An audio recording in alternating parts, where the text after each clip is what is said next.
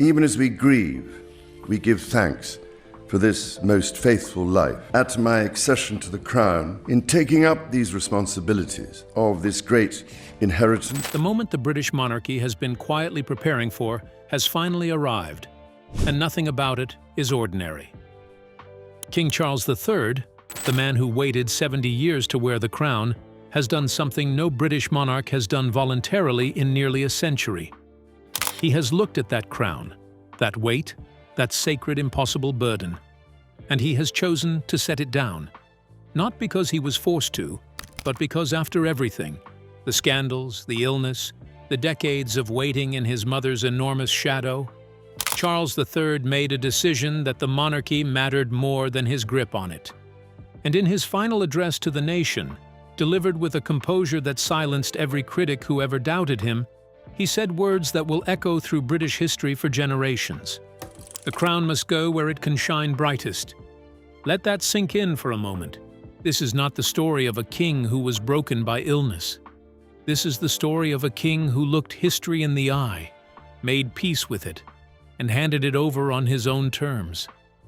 So today, we are going deep. We are pulling back every layer of this historic transition. We are examining the final speech, the coronation plans already in motion, the shifting power dynamics inside the palace walls, and the remarkable woman who has been quietly building the scaffold of this new golden age behind closed doors. This is the full story of Charles III's abdication and the coronation of King William V and Queen Catherine.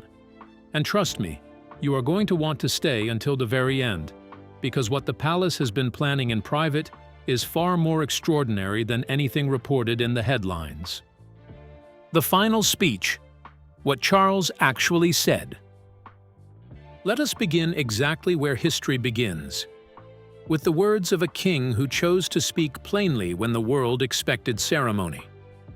Charles III's final address was not a performance, it was a reckoning, and it was unmistakably, profoundly personal. He opened not with the traditional flourishes of royal protocol, but with a quiet acknowledgement of his illness, his journey, and the clarity that suffering had delivered to him.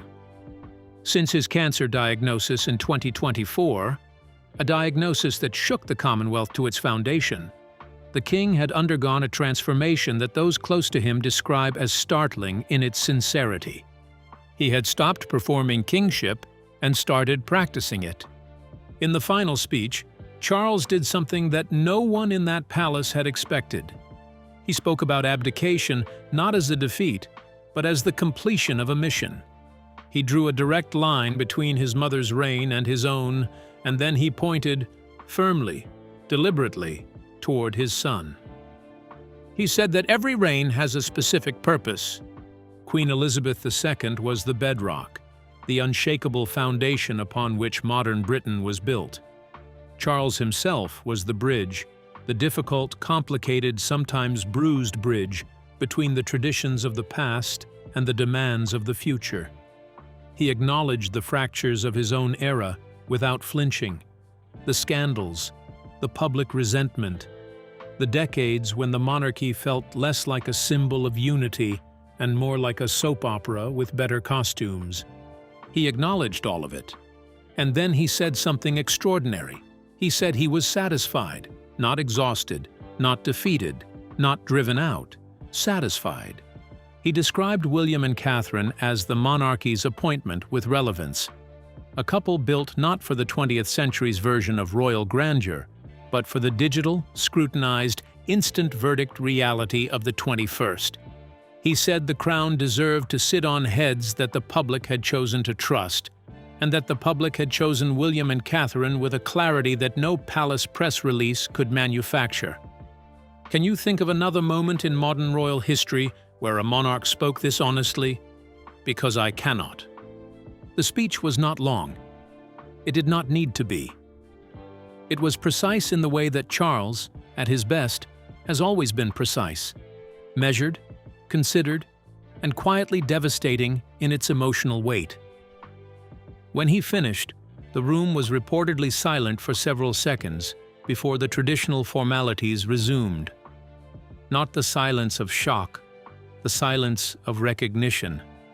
Everyone present understood they had just witnessed something that the British monarchy had not produced in living memory. A king choosing duty over ego, a man choosing the institution over himself. The coronation, blueprint, William V and Catherine's ceremony revealed. Now let us talk about what comes next. Because while Charles was making his final peace with the world, an extraordinary operation was already in full motion, one that had been planned, refined, and perfected in the corridors of the palace with military precision. The coronation of King William V and Queen Catherine is not being improvised. It is being architected. And the details that have now been shared with the Privy Council and the British public represent the most transparent coronation planning process in the monarchy's modern history. Let us start with William. His attire for the coronation will be a symphony of tradition and institutional weight.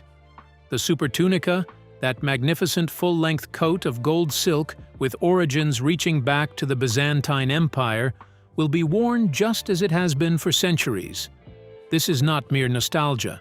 The supertunica is a vestment of religious significance, a garment that transforms the man wearing it into something larger than himself. It is the visual language of the monarchy saying, this person no longer belongs only to themselves. Alongside it, the imperial mantle, the heavy gold cloak worn during the crowning moment, has been undergoing meticulous restoration under direct supervision that we will discuss shortly. The embroidery is extraordinary. The rose of England, the thistle of Scotland, the leek of Wales, the shamrock of Ireland. Every symbol painstakingly restored by the finest artisans in Britain. These are not decorations. They are the constitutional documents of a united kingdom, written not in ink, but in gold thread. William is also expected to pair these ancient robes with his most prestigious military uniform, a deliberate choice that signals not ceremony, but command. This is a king who understands his role as commander-in-chief, who carries the weight of national service not as an inherited privilege, but as a personal conviction. Then there is the regalia. The scepter with cross, housing the extraordinary 530-carat Cullinan 1 diamond, the largest clear-cut diamond in the world, represents temporal power in its most concentrated form. The sovereign's orb, representing the Christian world beneath the cross, has been prepared specifically for William's grip with an understanding of its historical gravity. But perhaps the single most talked about element of this entire coronation is what will happen for Catherine. The palace has confirmed, through careful and deliberate hints, that there will be a significant shift in the tradition of the Queen Consort's crown. When Camilla was crowned in 2023, she wore a modified version of Queen Mary's crown. The choice of modification, the choice of jewels, all of it carried the shadow of compromise, of negotiation, of a complicated history being carefully managed. Catherine's crown will carry no such shadow. The plan being developed involves regalia that creates a direct visual and symbolic link between Catherine and the late Queen Elizabeth II, and potentially elements connected to the legacy of the late Princess Diana. Think about what that means for a moment. The palace is not merely crowning a new queen. It is making a visual argument to the entire watching world. It is saying, this is the rightful heir to the mantle of Windsor Grace. This lineage is unbroken. This is not compromise. This is destiny. Whether that involves the restoration of specific historic crowns or the incorporation of diamonds from the late Queen's personal collection, the goal is singular and unmistakable. Catherine's crown must be a symbol of worthiness, not a conversation about politics, but a declaration of legitimacy. For the children, the transition of titles has also been carefully structured. Prince George will step into the role of Duke of Cornwall and, in time, Prince of Wales, a succession that Charles has personally overseen with evident pride. Charlotte and Louis will carry their new titles within the framework of a monarchy that has finally settled what the future of the House of Windsor looks like. This is not a fractured house being handed over. It is a streamlined, purpose-built institution being transferred at peak readiness. The power shift, Camilla's sunset and the slimmed-down monarchy. Here is where the real story gets complicated. Because behind the gold thread and the ceremonial grandeur, there is a restructuring of royal power happening that is just as significant as anything visible to the cameras. And it starts with Camilla. Let us be honest about the temperature of this conversation. For years, decades, really, the question of Queen Camilla's place within the British monarchy has been a source of genuine tension, not just for the public, but within the walls of the palace itself. The gradual integration of her family, her personal entourage, the steady expansion of her presence in state functions, these things created a quiet friction that never fully dissipated. It simmered beneath the surface of every royal photograph, every carefully worded press release, every state banquet seating arrangement. William noticed. And William, it appears, has long had a plan.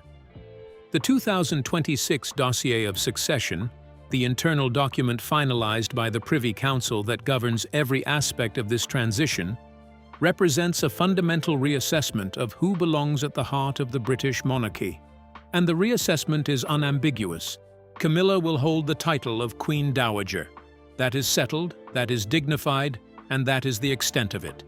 The economic perks, the dedicated staff, the presence of her personal entourage at official state functions, these are being systematically scaled back. Not in a vindictive manner, not with public confrontation or palace drama, but with the quiet, clinical efficiency of an institution that has decided it is done blurring certain lines.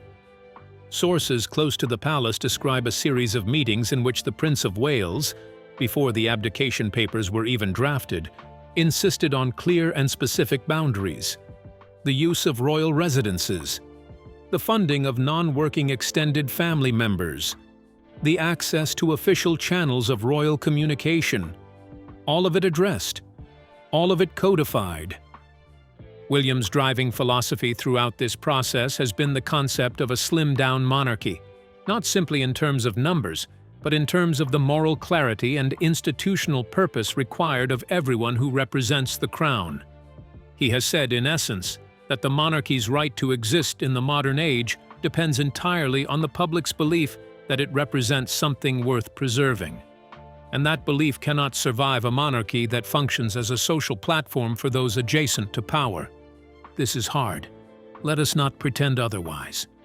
For Charles, who has spent years navigating the personal and institutional complexity of his marriage to Camilla, this consolidation carries a bittersweet weight.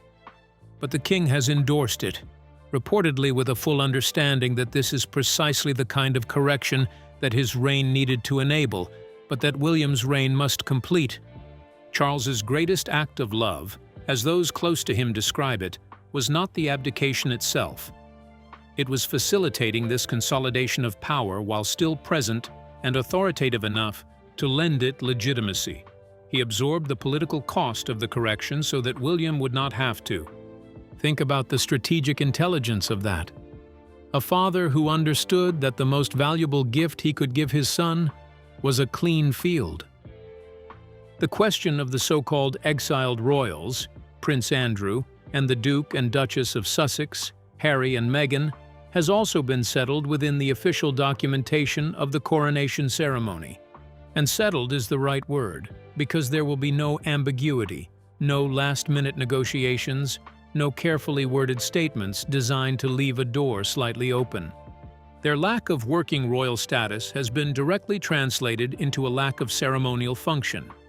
They will be present as family members, observers of a history that they chose, in different ways and for different reasons, to step back from.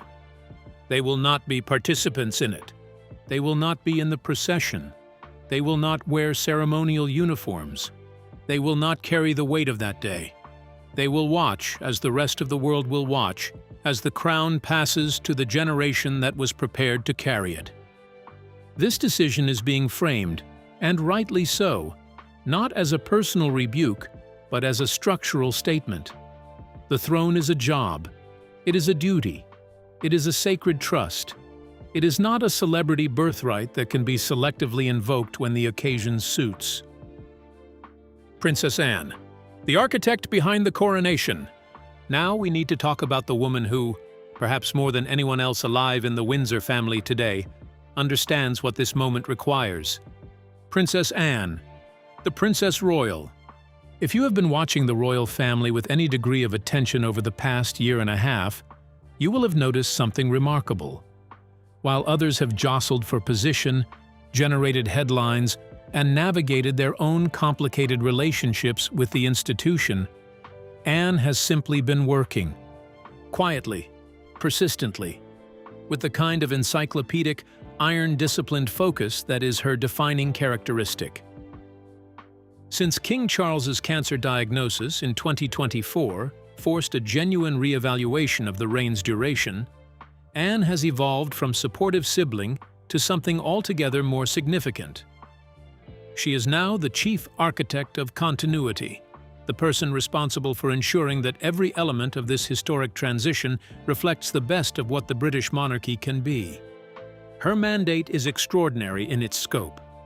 She is presiding over the Committee of Ceremonies, overseeing every aspect of the coronation, planning from the timing of the fanfares to the specific placement of the crown jewels. She is serving as the bridge between the outgoing king and the incoming sovereign, a role that requires not only logistical mastery, but a profound understanding of the emotional and institutional weight of the moment. And she is the primary gatekeeper for what is perhaps the most sensitive decision in the entire transition: the selection of Catherine's coronation regalia. What makes Anne uniquely positioned for this role is her reputation with both the old guard and the new generation. The senior courtiers and constitutional advisors who have spent decades inside the system trust Anne because she has never, in 50 years of royal service, placed her personal interests above the institutions. The modern, progressive wing of the palace, William's people, trust Anne because she has demonstrated an understanding that the monarchy's survival depends on its ability to evolve. She possesses the rare and difficult quality of being respected by everyone. Under her direction, the coronation is being framed not as a celebration of individuals, but as what she has reportedly described in council meetings as a mass for the state. It is a ceremony of office, not personality. Every decision flows from that principle. Anne was the person who pushed for the public release of the coronation roadmap. The unprecedented transparency about the succession timeline that has allowed the British public to feel invested in this transition rather than simply subject to it. She understood, with characteristic clarity, that in an age of social media and instant analysis, secrecy would breed speculation, and speculation would breed instability. She gave the public the information and, in doing so, gave the palace the narrative. Her work on the coronation vestments has been particularly remarkable. She has personally coordinated with the Royal School of Needlework to ensure that the super tunica and the imperial mantle carry the full symbolic weight of a united kingdom at the beginning of a new era. Under her instruction, there are subtle additions to the embroidery, nods to the diverse nations of the Commonwealth that Charles initiated and William expanded. This is continuity not as repetition, but as growth. For Catherine specifically, Anne's involvement has been described as transformative.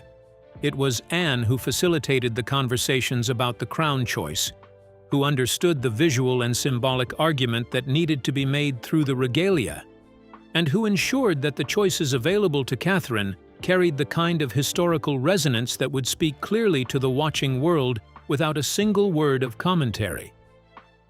Anne has also been the unified front behind which the working royals have gathered.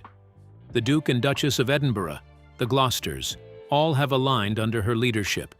The message is coordinated, the support is genuine, and the contrast with the fragmentation of the recent past is stark and deliberate. When the Archbishop of Canterbury raises the crown above William's head inside Westminster Abbey, Princess Anne will have made sure that every second leading to that moment was scripted, rehearsed, and perfected. the world will see a masterclass in monarchy, and behind it, standing in the steady, unshowy manner that defines her, will be the Princess Royal. Catherine's coronation, the succession of grace. Let us speak now about the woman at the center of this new era, Catherine, Princess of Wales, soon to be Queen Catherine. There is a phrase being used inside palace circles to describe her path to the throne, and it is a phrase that carries genuine weight. They are calling it the succession of grace. It is not a marketing term. It is a description of something real, of a decade of choices, public and private, that have built a foundation of public trust that is arguably the most valuable asset the monarchy possesses as it enters this new chapter. Think about what Catherine has actually done. She entered one of the most scrutinized families on earth as a young woman with no royal lineage, no institutional preparation, and no roadmap. She has navigated the most extraordinary pressures, the media obsession, the comparison to Diana, the internal politics of the palace, and most recently a deeply personal health crisis, with a composure and dignity that has consistently silenced her critics. She did not seek to redefine the institution to suit her circumstances. She reshaped herself to meet the institution's requirements, and in doing so, she transformed the public's understanding of what a modern queen could be. This distinction matters enormously in the context of this transition. The contrast between Catherine's path and Camilla's path is not being made cruelly, but it is being made deliberately. Camilla's rise, whatever its qualities, carried the unmistakable scent of negotiation. Her status was granted through persistence, through political management, through the gradual wearing down of public resistance. She earned a kind of respect, but it was respect that arrived reluctantly at the end of a long and complicated argument.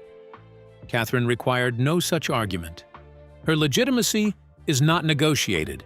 It is recognized, and there is a profound difference between the two. The palace, under the strategic oversight of Princess Anne and the Privy Council, is ensuring that every element of Catherine's coronation reinforces this distinction. The regalia choices are designed to create a direct visual conversation with the late Queen Elizabeth II, the most trusted and beloved monarch of the modern era. The selection of specific jewels, specific historical crowns, specific symbolic objects, all of it is being calibrated to make the same argument over and over again, in a language that requires no translation. This is the rightful succession. This is duty fulfilled. This is what a queen is supposed to look like. And for the British public, which has endured decades of royal drama, scandal, and fracture, that argument lands with a particular force. There is also the matter of Catherine's recent health crisis, which she handled with a dignity that has become one of the defining moments of her public narrative. At a time when she could have retreated entirely, she chose transparency. At a time when the world expected performance, she offered something rarer and more valuable, genuine human vulnerability, managed with absolute grace. Charles himself has cited this as one of the defining qualities that convinced him the new reign was ready. He has described Catherine not as his daughter-in-law, but as the destination that his bridge was always pointing toward. This is the language of a man who understands that his legacy is inseparable from hers. As she prepares to wear the crown, Catherine carries with her not only her own remarkable decade of service, but the restored confidence of an institution that spent years wondering whether it could recover its moral authority. She is the answer to that question, and the world, watching her walk up the aisle of Westminster Abbey toward that moment, will know it. The legacy of Charles III and the Golden Age ahead. So what does history say about King Charles III? That question would have received very different answers at different points over the past 30 years. In the 1990s, his legacy seemed destined to be defined by the collapse of his first marriage and the public's almost universal preference for Diana. In the 2000s, the shadow of Camilla hung over every attempt to build a coherent public image. Even in the early years of his reign, critics questioned whether he had arrived too late too complicated, and too compromised to make a meaningful mark. And then came the illness. And then came the decision. And now, as the crown passes from his head to his sons, the verdict of history is already being written. And it is far more generous, far more nuanced than anyone expected. Charles III's legacy will be defined by what he chose not to hold on to. He chose not to hold on to the crown beyond its point of usefulness. He chose not to hold on to the bitterness of his complicated personal history. He chose not to hold on to the pretense that everything was fine, or that the monarchy's fractures were invisible, or that the institution did not need the painful correction that his own decisions had partly created. He chose honesty, and in doing so, he performed the greatest act of service available to him. The institutional honesty that those close to him cite as his most surprising quality, his willingness to acknowledge that the William and Catherine era was not just inevitable but necessary, is the quality that will outlast everything else. He cleared the moral undergrowth. He dealt with the structural fractures that his generation had created. He facilitated a transfer of power that positions the monarchy more coherently for the 21st century than it has been positioned for decades. This is not a small thing. This is, in fact, a remarkable thing. For William, the era of continuity begins with a mandate of extraordinary clarity.